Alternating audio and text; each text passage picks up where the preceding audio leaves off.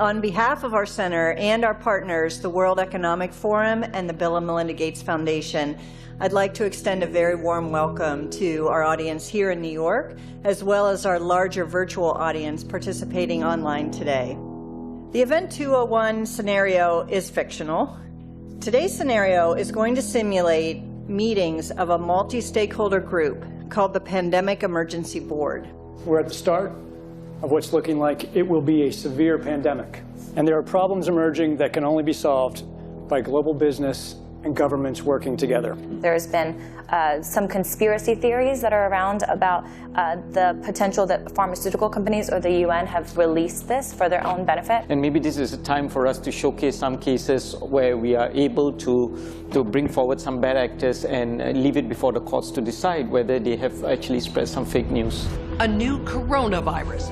Infected people got a respiratory illness with symptoms ranging from mild flu-like signs to severe pneumonia. In related news, a significant demand for personal protective equipment like N95 masks and gloves are on the rise. Patients are overwhelming healthcare facilities. People are avoiding public spaces out of fear of infection and in compliance with public health recommendations. Our U.S. affiliate has just released polling results on public expectations for a vaccine, and 65% of those polled are eager to take the vaccine, even if it's experimental. I am not optimistic about having the vaccine in time to be relevant during this pandemic. With enough money and political will, anything is possible. Penalties have been put in place for spreading harmful falsehoods, including arrests. If the solution means controlling and reducing access to information, I think it's the right choice. What exactly are the risks and benefits of staying home from work? Absolutely, we need to save lives, but we literally cannot afford a heavy-handed response that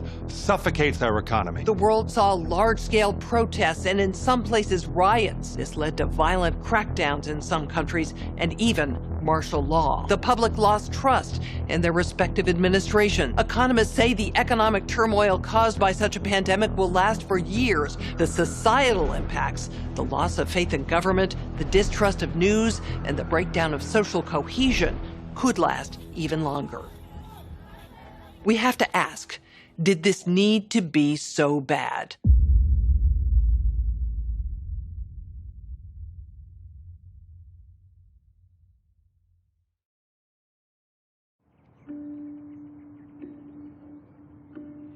On May 4th, 2020, as part of a documentary series called Plandemic, I released an interview featuring science whistleblower, Dr. Judy Mikovits.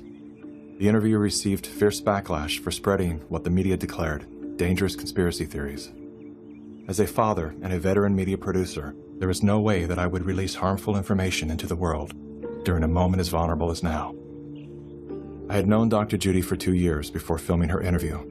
I read her book, then thoroughly researched and vetted her story. After interviewing her legal team, former colleagues, and people who have known her for decades, one thing I can say without question is, Judy Mikovits is one of the most honest, caring, and courageous women I've ever known. Why then would the most powerful forces of big tech, politics, media, and medicine go to such extreme measures to silence her voice all over the world? And why did all of the debunkers invest so much ink and airtime defaming Dr. Judy's character while avoiding very real revelations pertaining to patents, conflicts of interest, and the deadly corruption pervading our global health organizations? To get to the bottom of these questions, as well as many others, I've spent the last several weeks interviewing scholars from all over the world, among them top doctors, distinguished scientists, and Nobel laureates. I also sat down with Dr. Judy for a follow-up interview and to give her the opportunity to respond to critics. You can see that full interview on the Plandemic website. While you're there, make sure to dive down the rabbit hole, where you'll find additional videos, documents, and scientific studies that support the claims and perspectives put forth in the Plandemic series. Here are a few highlights from my follow-up interview with Dr. Judy. What do you have to say to the people who have tried to minimize your involvement with HIV by stating that you were at the bottom of the totem pole, 13th author of a 13-member group of scientists? Well, the 13th author is the senior author. So that means they're the most important author. Why did you agree to retract your own XMRV paper? The paper was actually force retracted. I was actually being held in jail. You told me that you had financial offers to remain silent. If you simply say you made a mistake and promise never to say another word, you can keep everything. You'll get all of your grants. You'll get everything back, millions of dollars. You'll get publication and funding. My lawyer said, that's the best offer you're going to get. I said, you don't understand me. I don't need an offer. I've already lost everything. If I thought even one child or one grandma was injured or killed because I didn't do something, that would have ended my life as I know it. There was no money you could ever pay me to get me to cover this up. I will never stop telling the truth.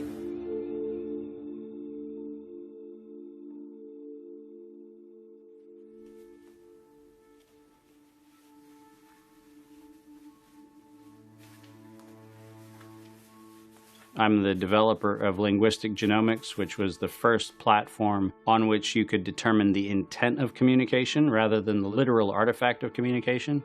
But we've also used that technology for a number of other applications in defense and intelligence and finance, and most notably in the early 2000s, my company was responsible for bringing down what was at the time one of the largest tax frauds in US history.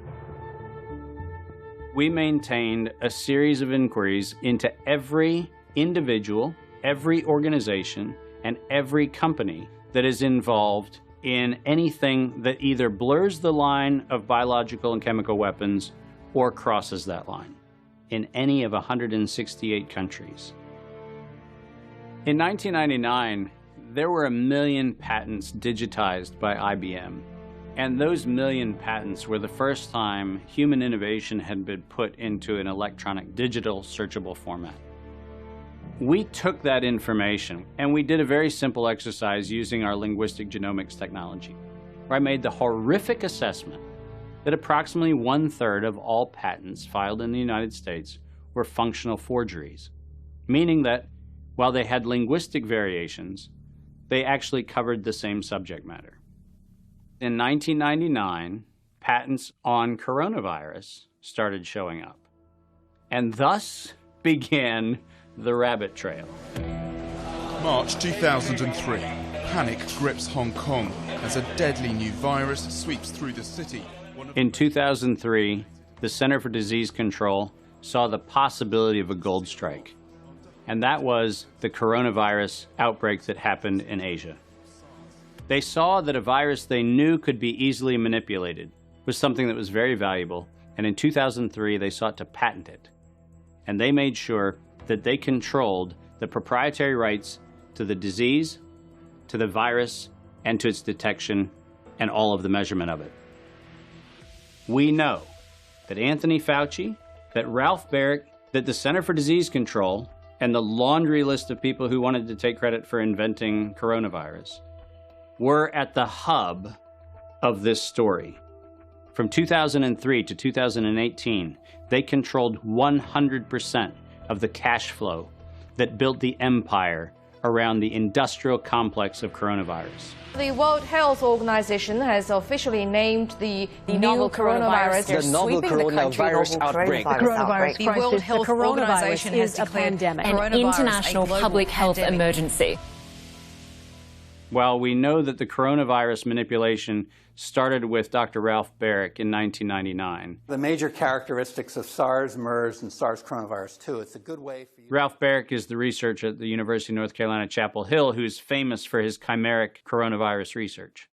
In 2002, there was a recognition that the coronavirus was seen as an exploitable mechanism for both good and ill. On April the 25th, 2003, the U.S. Center for Disease Control filed a patent on the coronavirus transmitted to humans. Under 35 U.S. Code Section 101, nature is prohibited from being patented. Either SARS coronavirus was manufactured, therefore making a patent on it legal, or it was natural, therefore making a patent on it illegal. If it was manufactured, It was a violation of biological and chemical weapons, treaties, and laws. If it was natural, filing a patent on it was illegal. In either outcome, both are illegal.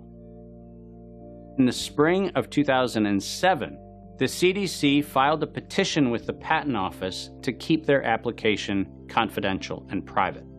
They actually filed patents on not only the virus, but they also filed patents on its detection and a kit to measure it.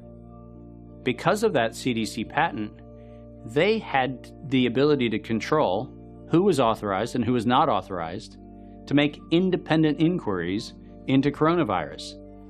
You cannot look at the virus, you cannot measure it, you cannot develop a test kit for it.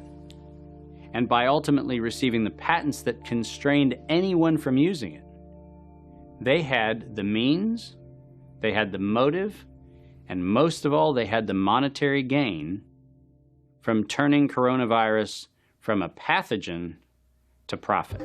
Developing and owning a coronavirus vaccine has become a biotech arms race with political overtones. This vaccine gold rush is starting to bother me.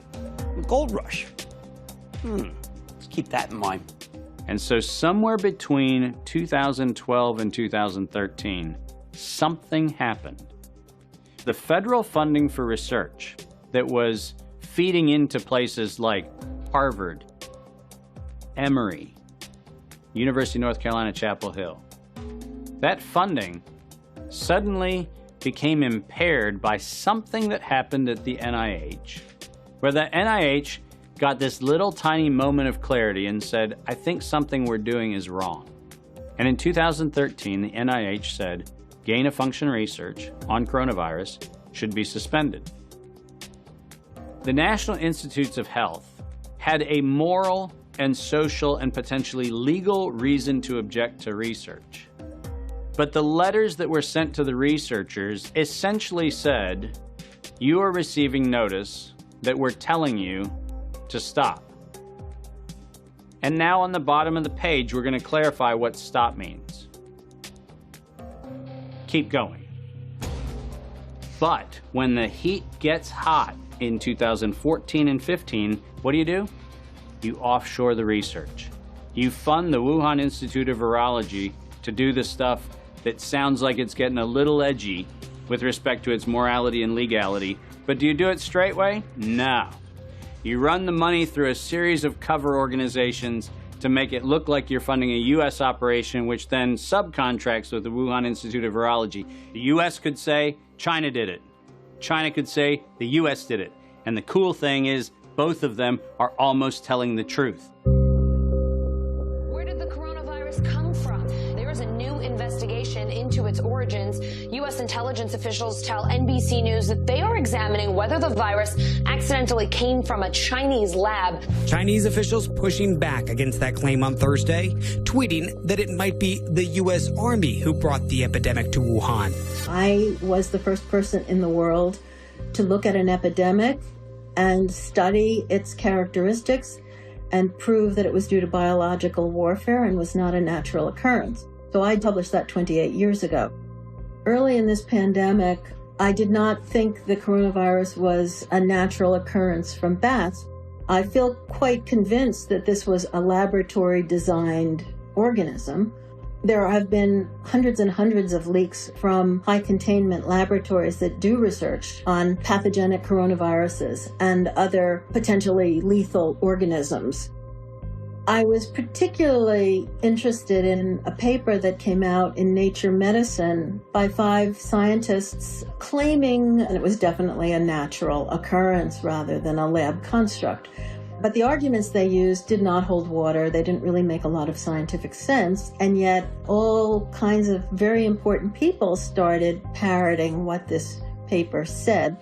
And so that, of course, got me scratching my head saying, why are these people risking their reputation when it's obviously illogical, doesn't hold water? Somebody must have made them publish this, and somebody must have told these other people that they have to say it's a great piece of science. You were quoted as saying, it was a meticulous job done professionally. It could be done by somebody very expert in molecular biology, I think. Et c'est pas naturel, c'est ce que vous voulez dire? Non, ce n'est pas naturel, c'était un travail de professionnel, un travail de biologiste moléculaire. C'est un travail très minutieux, on peut dire d'horloger, on peut dire au niveau des séquences. Mais dans quel but? Dans quel but, ça, ce n'est pas clair. Moi, j'expose, si vous voulez, mon travail, c'est d'exposer les faits, c'est tout. See, the problem with all of this is the evidence is right in front of our face. And when confronted with evidence, we are told fact checkers are somehow transcendent. The pace of our modern world makes it nearly impossible for working people to research the events and policies that shape their lives. When seeking answers to life's most pressing questions, where do we go first? Google. Enter the subject, hit go, and there it is. Only what they want us to see. In today's culture of copy and paste journalism, it's common for hundreds of unrelated outlets to feature the exact same report. This is not the result of laziness. This is by design. When we see identical headlines across seemingly unrelated platforms, the logical mind concludes, well then, it must be true. The illusion that numerous news sources have arrived at the same conclusion gives us confidence to share the chosen narrative. And just like that, we become the unwitting pushers of propaganda. Search engines are the holy grail for those seeking to control the narrative. Google is already more powerful in terms of its control over people's lives than almost every government on the planet. As the most influential search engine in the world, through its ubiquitous reach, Google has more power to influence U.S. elections than any foreign nation. You testified before this committee. You said in subsequent elections, Google and Facebook and Twitter and big text manipulation could manipulate as many as 15 million votes in a subsequent election? And the methods that they're using are invisible. They're subliminal. They're more powerful than most any effects I've ever seen in the behavioral sciences, and I've been in the behavioral sciences for almost 40 years. The blacklists is something that Google said didn't exist, and they testified that under oath. And nothing but the truth, so help you God. I do. Now, me as an engineer, I just did a search on Google's internal search engine, and guess what I found? It had blacklisted search terms like cancer cures. Why is Google deciding what people can and cannot search for? What was once an efficient tool for navigating the world of information is now a network for global surveillance, data collection, and social engineering. Now let's take a look at a few of the most commonly used fact checkers, beginning with Snopes. The husband and wife duo of David and Barbara Mickelson founded Snopes.com in 1995. They had no journalism background or training whatsoever. They built their fact-checking empire by using Google as their primary verifying source.